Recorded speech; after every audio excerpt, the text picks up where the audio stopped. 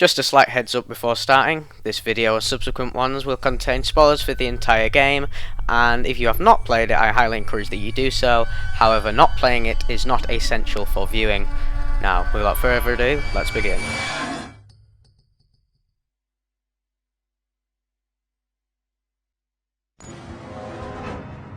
We've tracked Fettel to an abandoned building just up ahead.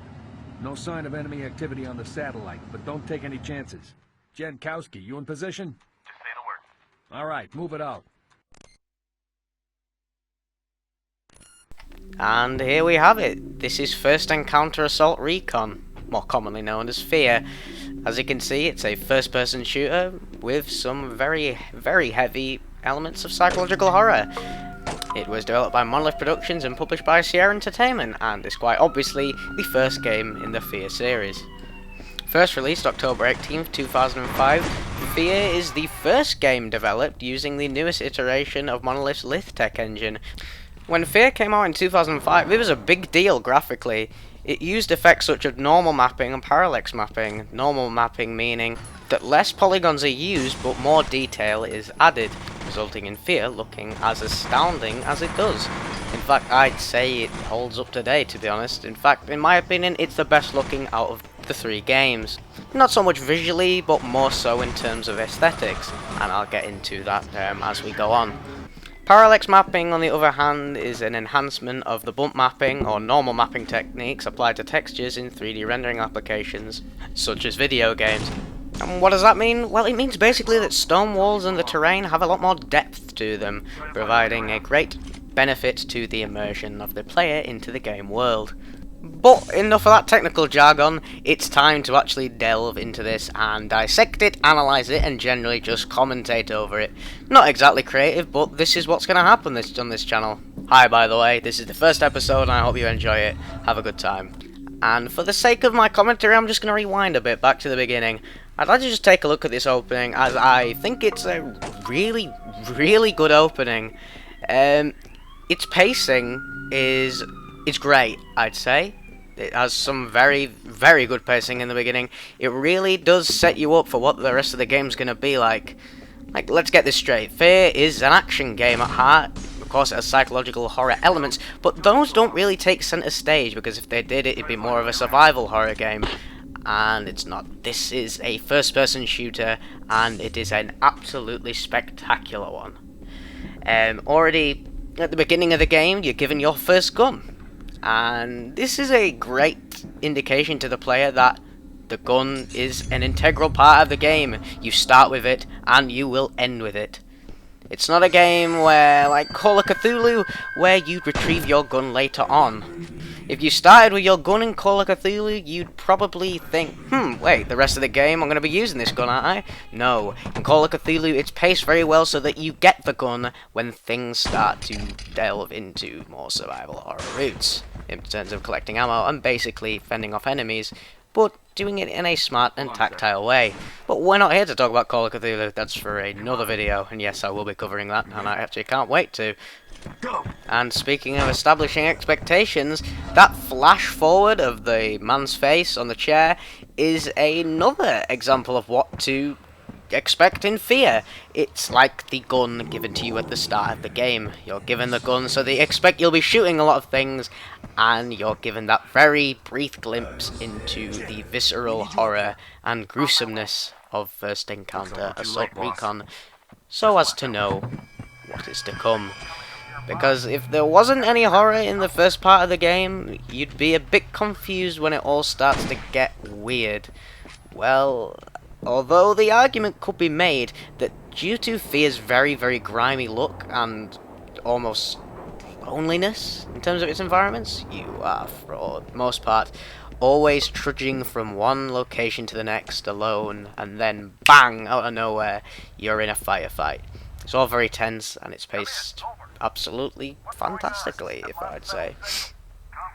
But, and I'd just like to apologise, this is not scripted because this is a commentary, and I don't want to go scripted because it makes me sound like a jackass.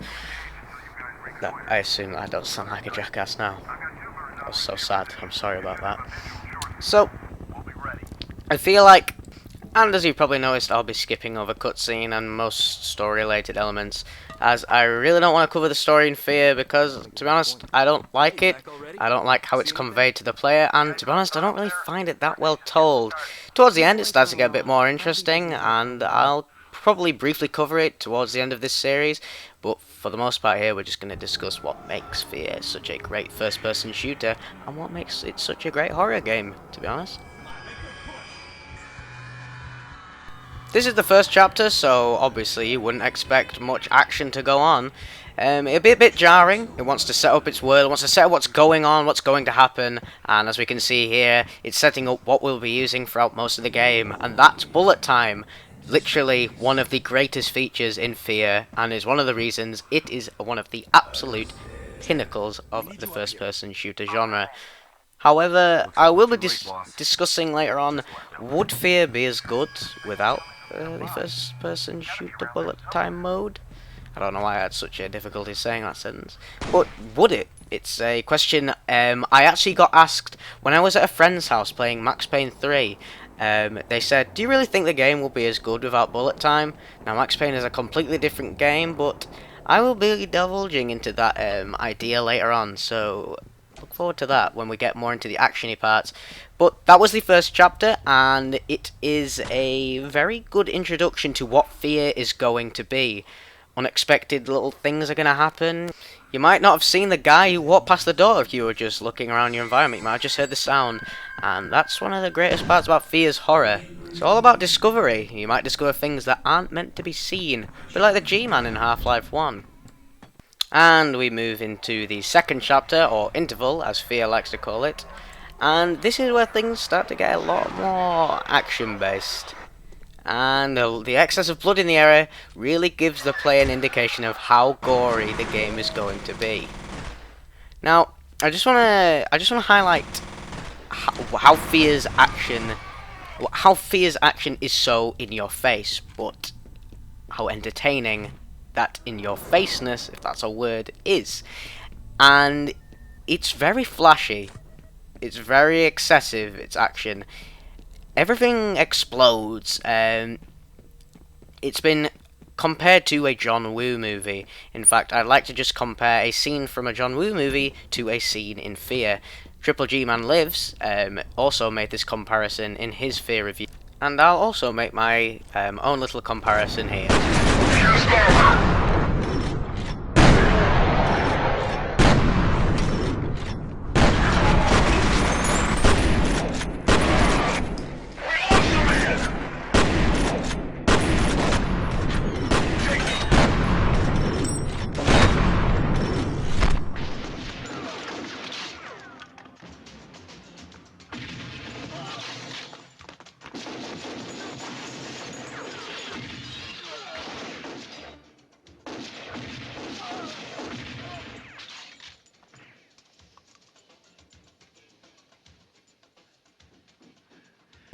Notice the fast-paced combat and the overall over-the-topness of everything, the ridiculousness of the action that makes it such a thrilling experience. That's what F.E.A.R really gets right. Everything's so excessive.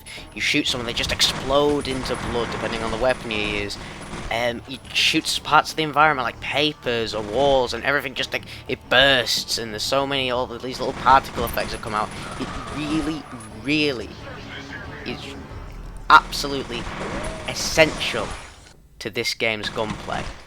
Without these effects, it wouldn't feel as satisfying to shoot enemies in F.E.A.R, or generally just shoot the guns in F.E.A.R. They have such power to them, and it's emphasized with these effects because you feel like you are powerful. First-person shooters are, at their core, they are to empower the player, and F.E.A.R is one of the greatest examples of this, as far as I'm concerned. And it helps with this bullet time experience to make everything more tactile, as you could say. So it has another layer of depth to it. You can go in just guns blazing and shoot everything, and hone your skills with your rapid clicking and your your fast movements combined with melee, it can make a very, very fast-paced action sequence where a gunfight could last over 10 minutes with you hiding behind cover. You could just go in, sweep them all out if you are really good at it. It's a great, great level of player choice in its gunfights. But it's not clear that it is, because F.E.A.R just looks like an action game, but it can be approached from different directions. The bullet time, if you're not too good with just your skills with shooting enemies, you can slow it down and you can take them all out one by one, conserving this bullet time for when it's needed, and also it adds a very, very nice effect to the screen, which also accentuates how goddamn good it feels to shoot these people. That sounds awful, but it really does. When it slows down, you get that weighty feeling of the bullets hitting them, the feeling of your gun hitting back. It's really, really immersive, and it makes F.E.A.R one of I'd probably say the most enjoyable first-person shooter I have ever played. And that wraps up the first ever episode of Condescending Commentaries on F.E.A.R 1. I hope to see you in the next part, where we'll be further discussing the aspects of psychological horror in the game, and I will go in to discuss, would F.E.A.R be as great without the bullet time mode, and other stuff that I think of on the spot.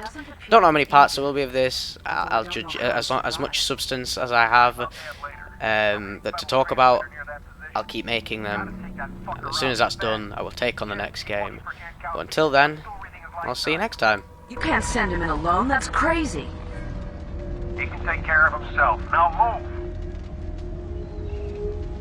Be careful in there. You're lucky to be alive.